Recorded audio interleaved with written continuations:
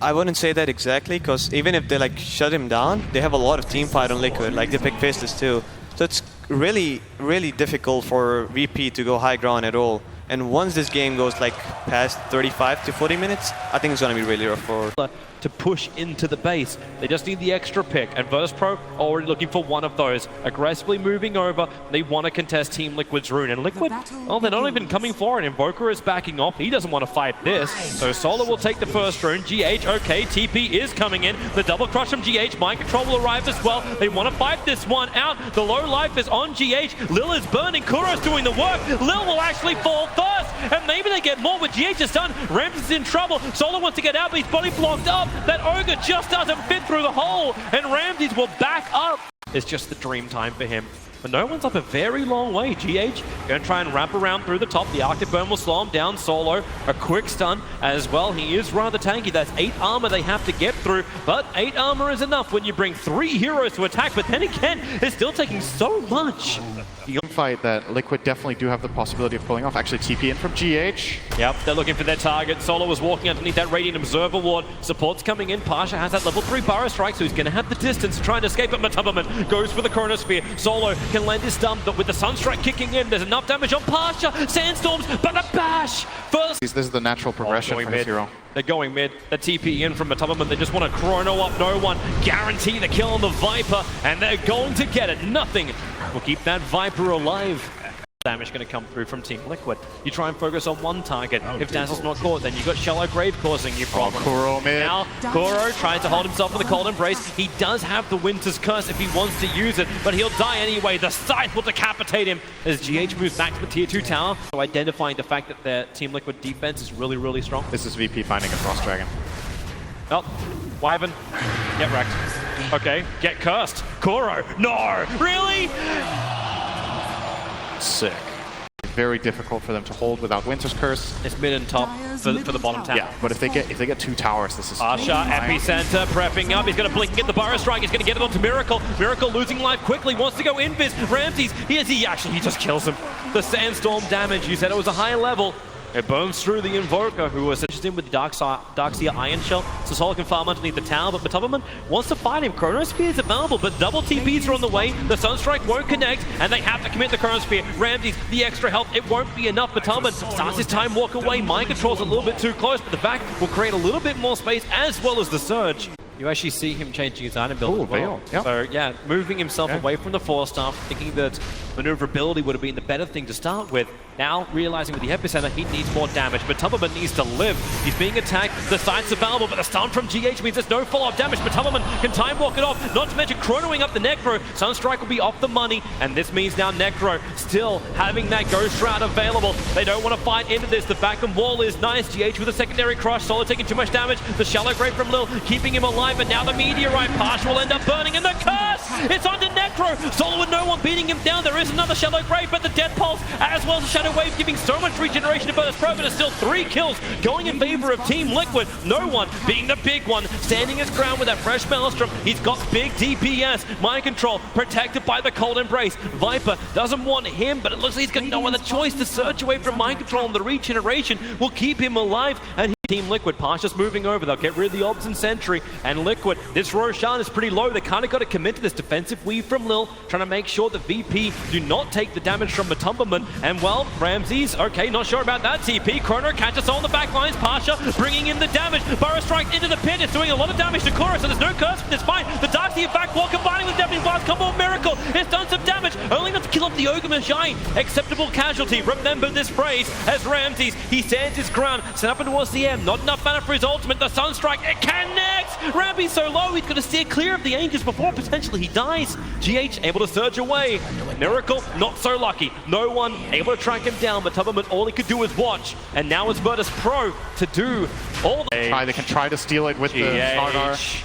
He's waiting, and he's too late. The jump will come in Aegis Immortal or in the hands of the Necrophos, and with the Scythe, goodbye Slardar.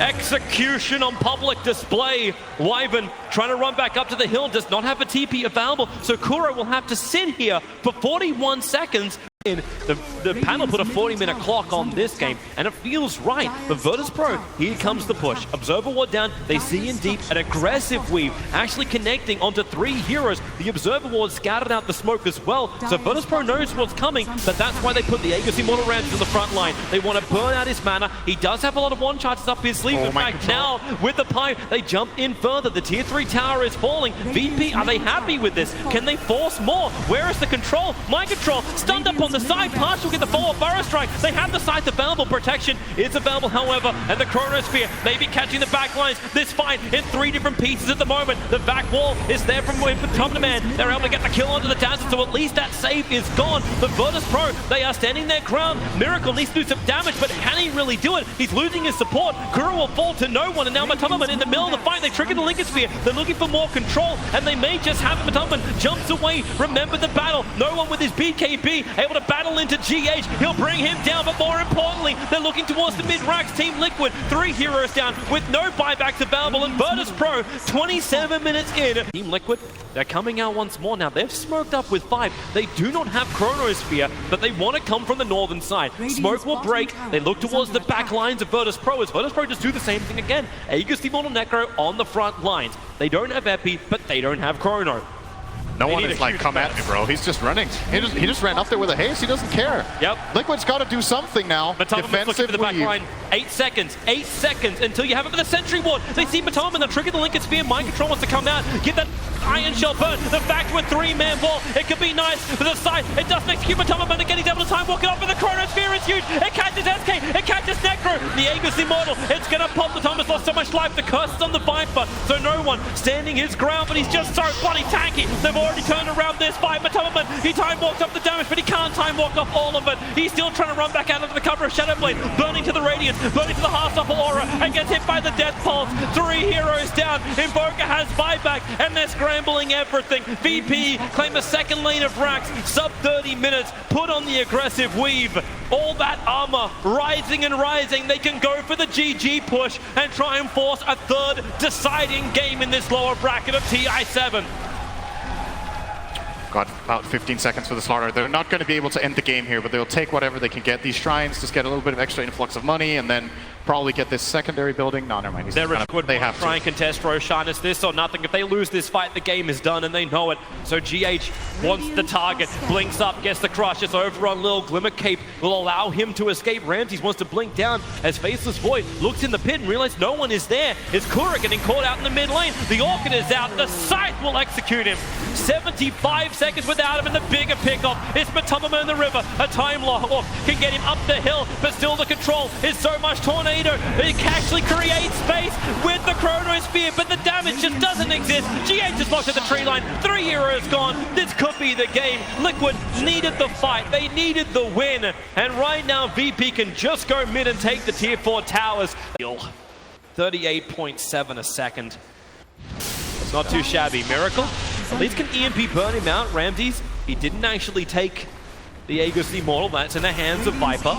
The cheese is also in the hands of Viper. Ramses, okay, I know you're strong.